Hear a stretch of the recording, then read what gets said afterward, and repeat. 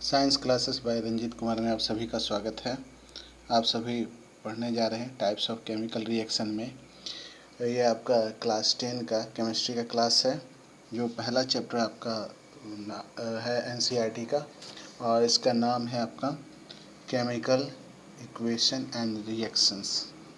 तो इसमें हम लोग टाइप ऑफ केमिकल रिएक्शन पढ़ रहे थे। टाइप ऑफ केमिकल रिएक्शन में हम लोगों ने कॉम्बिनेशन रिएक्शन जाना था। आज हम लोग जानेंगे डिकम्पोजिशन रिएक्शन। तो डिकम्पोजिशन रिएक्शन के लिए यहाँ एक आपको एक्टिविटी है 1.5 2 ग्राम फेरस सल्फेट क्रिस्टल को ड्राई बॉइलिंग ट्यूब में डालते हैं, सूखे बॉइलिंग ट्यूब में। Note the colour of ferrous sulphate crystal. Heat the boiling tube over the flame. Flame के ऊपर गर्म करेंगे बर्नर और स्प्लिट रैम्प पे, जैसा फिगर में दिया है। Observe the colour of crystal after heating. गर्म होने के बाद क्रिस्टल का क्या कलर होता है वो देखते हैं। यहाँ देखिए, बहुत सावधानी के साथ इसको गर्म करते हैं। ये आपका ड्राई टेस्ट ट्यूब लिया गया है, जिसमें आपके हीट किया जा रहा है। इसको मैं जूमिंग कर देता हूँ ताकि आपको स्पष्ट तौर पे दिखाई दे। देखिए, ये आपका जूम हो गया। देखिए, तो यहाँ पे प्रिकॉशन दिया हुआ है, do not point the mouth boiling tube at your neighbour of your self. बगल के बच्चे या किसी और के डायरेक्ट नाक पे ये गैस नहीं जाना चाहिए। ये आपका बहुत ही खतरनाक दम घोटू गैस होती है।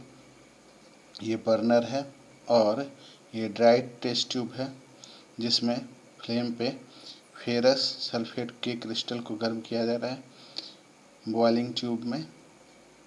ये एक्टिविटी अब आपको समझ में आ गई होगी। चलिए, तो हम लोग जानेंगे रिएक्शन क्या हो रहा है। कि डिकम्पोजिशन रिएक्शन की परिभाषा इसी में लिखी हुई है। करेक्ट वे यहाँ दिया हुआ है प्रिकॉशन के रूप में। Correct way of boiling tube containing crystal of ferric sulphate and smelling order. Smelling order करने का तरीका यही है कि हाथ के सामने हाथ को सामने रख करके नाक के मुँह के, तब इसके स्मेलिंग ऑर्डर को हम लोग जांच कर सकते हैं। देखिए, FeSO4 को हीट किया तो फेरस ऑक्साइड निकला और सल्फर डाइऑक्साइड वह दम घोटू गैस निकला था, और सल्फर ट्राई ऑक्साइड भी निकला था। ये दोनों के दोनों दम घोटू गैस है। तो रिएक्शन में डिकम्पोज हो रहा है, यानी कि आपके कॉम्बिनेशन का ठीक उल्टा एक यूनिक जो आपका कंपाउंड है वो 2 या मोर कंपोनेंट्स में ब्रेक डाउन होता है। जिस रिएक्शन में, उसको हम लोग डिकम्पोजिशन रिएक्शन कहते हैं। In this above reaction observe that the single reactant break down to give simple product. This is decomposition reaction। अब फेरस क्रिस्टल जो होता है FeSO4.7H2O, सबसे पहले लॉस ऑफ वाटर होगा। जब इसको गर्म करेंगे तो जो वाटर क्रिस्टल है वो निकल जाएगा, और ferric oxide Fe2O3 sulphur dioxide और सल्फर ट्राईऑक्साइड हो जाएगा। Ferric oxide is solid while CO2 और SO3 गैस है। ठीक है, तो यहाँ फेरिक सल्फेट आपका चेंज हो जा रहा है। ठीक है, चलिए, आपको ध्यान होगा जो फेरस सल्फेट होता है वो ग्रीन कलर का होता है, तो इसका कलर जो है वो ग्रीन से होकर के रेड कलर पकड़ने लगेगा। ये भी आपका इंडिकेट है, इससे मालूम चलता है। अब एक और डिकम्पोजिशन रिएक्शन लेंगे। इसमें हम लोग कैल्शियम कार्बोनेट को हम लोग गर्म कर रहे हैं, हीट कर रहे हैं। ठीक है, तो आपका कैल्शियम ऑक्साइड और कार्बन डाइऑक्साइड यह गैस निकलेगा, दोनों गैस के रूप में निकलेंगे। एक सॉलिड होगा, इसमें कैल्शियम ऑक्साइड, और गैस के रूप में कार्बन डाइऑक्साइड निकलेगा। तो decomposition reaction to calcium oxide and carbon dioxide on heating is an important decomposition reaction used in various industries।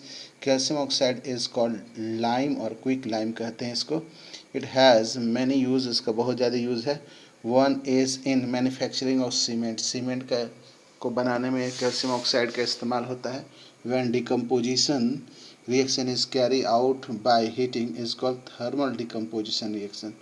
यानी जिसमें हम लोग गर्म करते हैं और गर्म करके हम लोग ब्रेक डाउन करते हैं, तो उसको थर्मल डिकम्पोजिशन रिएक्शन कहते हैं। यहाँ CO3 है, इसको गर्म किया तो CO क्विक लाइम और कार्बन डाइऑक्साइड इसमें से निकल रहा है। देखिए, ये प्रक्रिया यह है।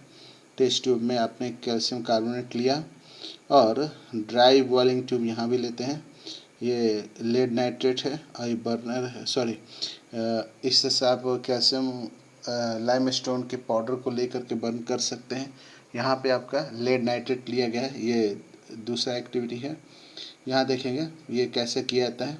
Take about 2 gram of lead nitrate powder in a boiling testing tube. यहाँ भी ड्राई बॉइलिंग है।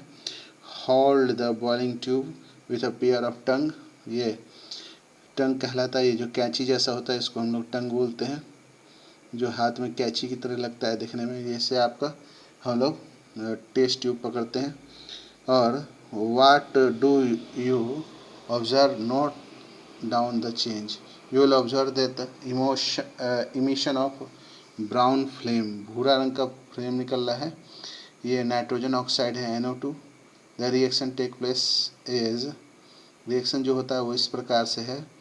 PbNO3 होल ट्वाइस सॉलिड है, जो हीट हो करके देखिए ये बन जा रहा है लेड ऑक्साइड।